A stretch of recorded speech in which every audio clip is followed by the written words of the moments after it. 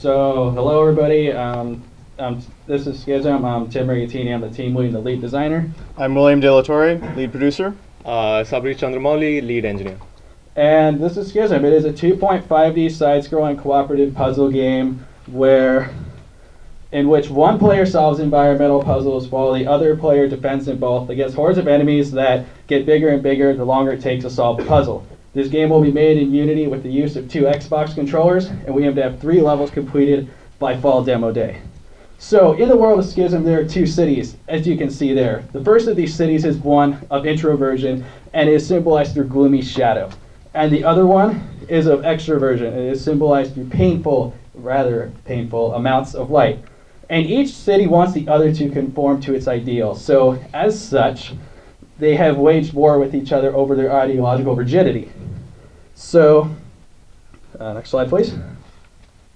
So, our main goal is to explore how introverts and extroverts actually interact with each other. Both types of these people have different and unique strengths and weaknesses, and pooled together, we aim to show that that's actually better than them working apart. So these are our 4 design pillars here, and the first one we're going to go over is the 3 playable characters paradigm. So these are your player characters. One of them is an extrovert from the light city and an introvert from the light city. I'm sorry? Shadow City. And they're from the light city and the shadow city, respectively. So even though they have opposite personalities, strengths, and weaknesses, they both have to work together in order to survive within our world.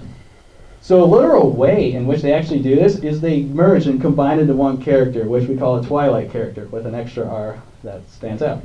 So, I know, funny. So this character is actually extremely powerful, and this is tempered by the fact that you can only use this character for a limited period of time and periodically. So you can use it often, just not for very long. So now let's go more in depth about our cooperative gameplay here. So when the players aren't actually controlling the Twilight character, they're playing as the light and the shadow character, as you saw on the right side of that diagram.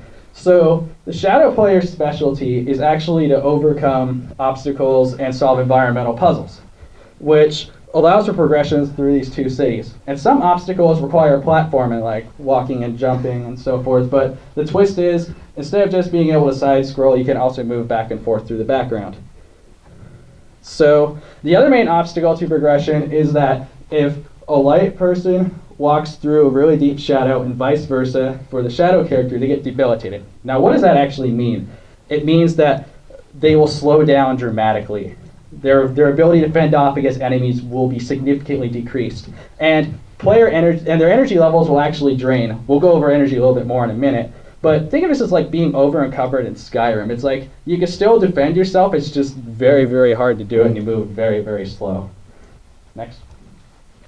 So the key is that you have to manipulate life sources correctly to gain the greatest possible advantage for you guys while still impeding enemy advances.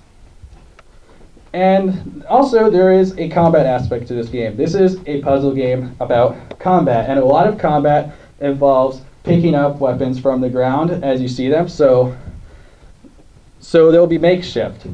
And there are 2 key ways we go about introducing combat even further. The first of this is actually skills. So your skills are passive powers that affect the environment. So the first thing is energized. So when the light character, what he does is the more characters are near, the more powerful he gets and the faster he can move. The shadow character, he can stop time, whether to solve enemies or solve environmental puzzles. And lastly, the Twilight character can activate a shield that stuns enemies when they get hit. And the second thing is abilities. Unlike skills, these are actually active powers that affect the environment more than just the skills. So the beam is a projectile of light that lights the ground, can reflect off walls, and can damage enemies. The vortex, what it does is it creates a hole that moves objects in towards it and can destroy light sources. And lastly, a shockwave emanates out from the Twilight character and stuns everyone within its general vicinity. So one of the more important things that we want to go over is initially in the Shadow City, players will cooperate as described. Over time though, the 2 specializations like puzzle solver versus actually defending against enemies will be switched periodically between the 2 players. And lastly, those roles will be permanently switched. what we want to highlight here is how introverts and extroverts can actually overcome weaknesses presented in a hostile environment, given that they work together versus working alone. So next, we're going to go into our energy system, which is actually based a lot upon how people actually see social interactions. So all the skills and abilities in our game, including fusing into the Twilight character, are directly related to how the introvert and the extrovert are around people. So if the light player is near people, he'll actually gain energy, but when far away, he'll actually lose energy, how an extrovert actually works. And the opposite can be said for the shadow character. So a lot of it is intertwined and complementary stuff going on with our social interactions and how that drives forth our game. And lastly, this goes with our conflicting goals. So each player needs to think and act differently depending on the speciality that they're given. So the shadow player needs a lot of time to methodically think out how to solve puzzles, whereas the light character needs to be able to adapt quickly and deal with threats as they come up, extinguish them quickly. So while both players attempt the same goal, they have to advance through the area alive, obviously. But once again, this just relates more to our introvert-extrovert perspective. People must work together in this hostile situation to advance further. So then once again, to go further forward with our art style and expressing our world, here's William De La Torre. Hi guys. So it's important in our game Schism to have it look very fictional and imagined in order to give it that sort of, allow it to have that sort of parable feel that this game has. And Neverending Nightmares does a really good job of that, almost looking as if it was drawn from a storybook. And there's another picture of that. And then for our environments, we also want the same sort of non-realistic tone, and we think that the Misadventures of P.B. Winterbottom did a really great job of that as well. Finally, we really want to take color very seriously, and we want to use it sparsely and meaningfully. And Monochroma did a great job of that, but we want to go even a step further and use color not only to highlight important environmental objects, but also to use it as a form of symbolism for characters, the environment, and objects. Right. And now I'm handing it over to Sabrish, who will talk a little bit about our engineering challenges. Hey guys. So what we want to really do with Schism, with the engineering system, is to build something that's scalable and something that supports gameplay. And I think there's two main engineering challenges in this game that truly pushes that forward. The first one is our dynamic lighting and shading system and gameplay interaction. So what, say for example, the light player decides to shoot a light beam out. We want to change the colors in the environment dynamically when he shoots this light out. We want the lighting and the shading to be computed at runtime, and we want the gameplay system to feed off this at runtime. So we want to accomplish this by using shaders in gameplay. Our inspiration for the system is actually the grass growth system that Bloom does.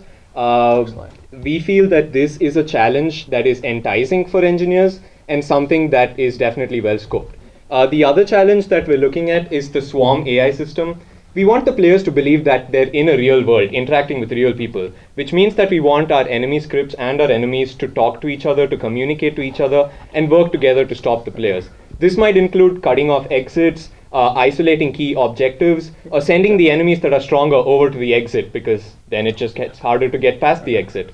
We want to make sure this system is efficient, and what we're really trying to drive here is that Schism is a puzzle game with combat and not a combat game with puzzles. And moving over now to the Schism demo. All right.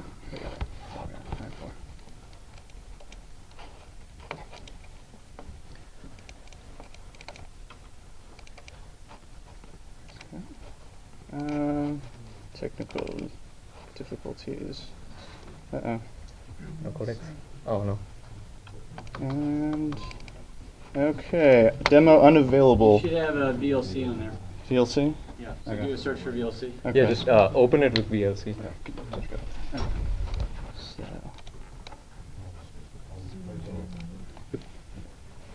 Okay, so let me just walk you through our prototype right now. So we have the light character who's losing energy over there because he's not really near NPCs, and the shadow character is actually gaining energy. So shadow character is going to try to solve this little puzzle now, which brings this entire chandelier down. What that really does is the shadow character is isolating the area, which gives him more time to solve puzzles. But there, that's conflicting player goals because now the light character has to deal with way too many enemies who are all rushing way too fast. So the light character over there is dealing with enemies while the shadow character is trying to figure out which way they should be headed. And which is when they finally figure out there's a plank there, which only allows like one person to walk over it at a time, which is where they fuse into the Twilight character to make it across to the other side. I think the frame rates are a little low on that, but I guess everyone got the core concept behind Schism. Let me move over to William, who's going to do... You guys are out of time. We're out of time. Yeah. Oh, man. Okay. So once again, thank you for listening to us. Once again, I'm Tim Rigatini, and William De La Torre. Sabrish Chandramali. that is Schism. Thank you. Hey.